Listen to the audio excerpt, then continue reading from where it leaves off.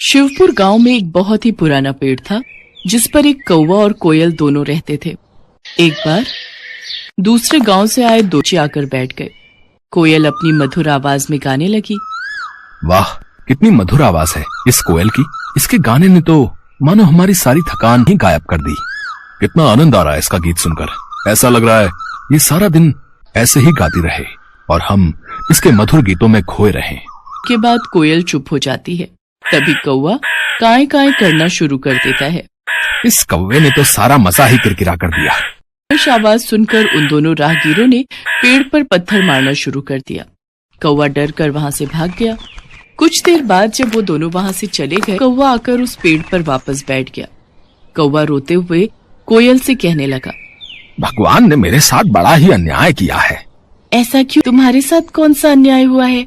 देखो ना बहन, एक तो भगवान ने मुझे इतना काला रंग दे दिया और ऊपर से आवाज भी कर्कश वाली दे दी। जहाँ कुछ बोलना चाहूँ तो लोग आवाज सुनकर पत्थर मारने लगते हैं। और एक तुम हो, भले ही तुम्हारा रंग काला हो लेकिन इतनी मीठी है कि तुम्हें सभी सुनना चाहते हैं। तुम्हें कोई नहीं भगाता। यही तो विधाता का खेल है मेरे भाई। वो जिसे है, उसे वैसे ही स्वीकार करना पड़ता है। तुम मुझे कोई ऐसा उपाय बताओ जिससे कि मेरी भी तुम्हारी तरह मधुर आवाज हो जाए। नहीं कर सकता कि तुम्हें कोयल बना दे। सिवाय उस शिवजी भगवान के विधि विधान को बदलने की क्षमता तो केवल शिवजी के ही पास है। एक वही है कि लेख में परिवर्तन कर सकते हैं। अगर तुम कैलाश जाकर शिवजी से प्रार्थना करो तो वो तुम्हारी सहायता जरूर करेंगे। कौवा वहाँ से उड़ का सफर तय करके कैलाश शिवजी के पास पहुँच जाता है।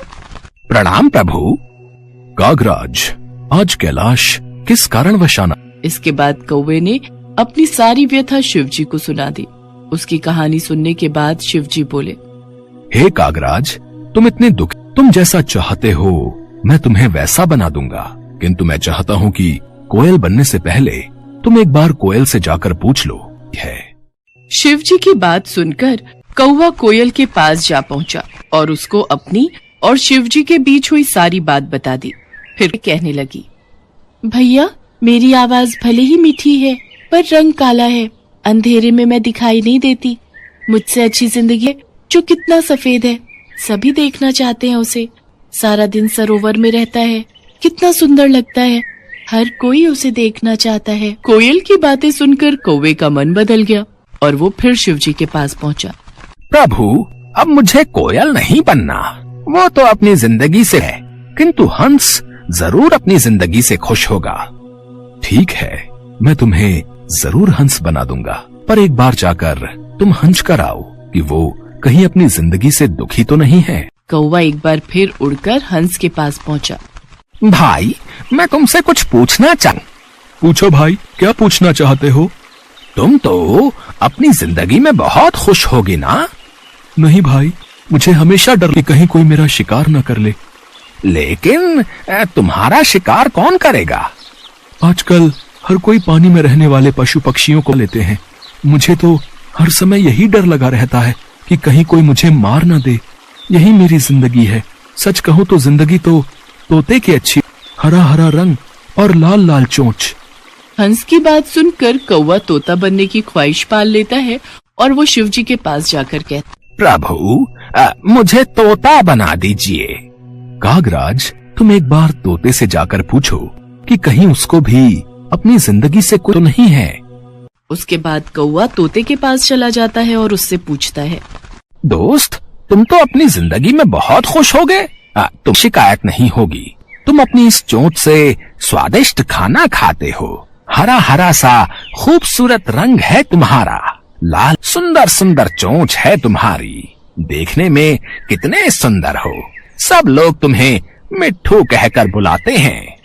मेरी सुंदरता ही तो मेरी जान का कारण है। मुझे हमेशा डर सताता रहता है कि कहीं कोई मुझे पकड़कर पिंजरे में ना बंद कर दे, मेरी आजादी ना छीन ले। असली सो मोर के पास है, सुंदर सुंदर पंख, और जब वो नृत्य करता है तो कितना सुंदर लगता है। तो के बाद कौवा शिवजी के पास गया और बोला, प्रभु, ना ही मुझे हंस बनना है और ना ही तोता। कृपा कर मोर बना दीजिए मोर तो अपनी जिंदगी से बहुत खुश होगा। कागराज, तुम एक बार मोर से भी पूछ लो, उस अपनी जिंदगी से कोई शिकायत तो नहीं है। कौवा मोर को ढूंढने गया, लेकिन वो उसे कहीं दिखाई नहीं दिया। फिर वो उसे चिड़ियाघर में मिलता है। तुम दिखने में कितने सुंदर हो। जब तुम नाचते हो तो तुम्हारी खूबसूरती में 4 चांद लग जाते हैं। लोग तो तुम फोटो खींचने में कितने खुश रहते हैं। और एक मैं काला कलूटा, अगर मैं किसी की छत पर भी बैठ जाऊं तो वो मुझे वहां से अरे काहे की सुंदरता, इसी सुंदरता के कारण तो आज मैं पिंजरे में कैद हूँ। अगर बाहर रहता हूँ तो हर समय डर रहता है कि कब न जाने कौन नोच ले, कहीं कोई मेरा शिकार न कर ले। सबसे अच्छी जिंदगी तो तुम्हारी है, ना ही तुम्हें कोई पकड़ता है और ना ही तुम्हारा शिकार करता है। अपनी आजादी में, लेकिन फिर भी न जाने क्यों तुम्हें खुद से शिकायत रहती है कि तुम्हारा रंग काला है और आवाज बेकार है।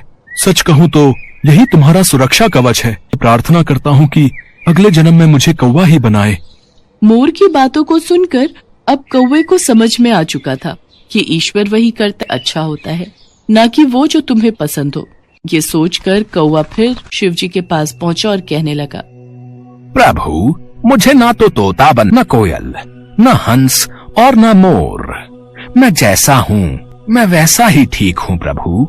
शिवजी उसकी बातें सुनकर और कहते हैं, कागराज, यही तो मैं तुम्हें समझाना चाहता था।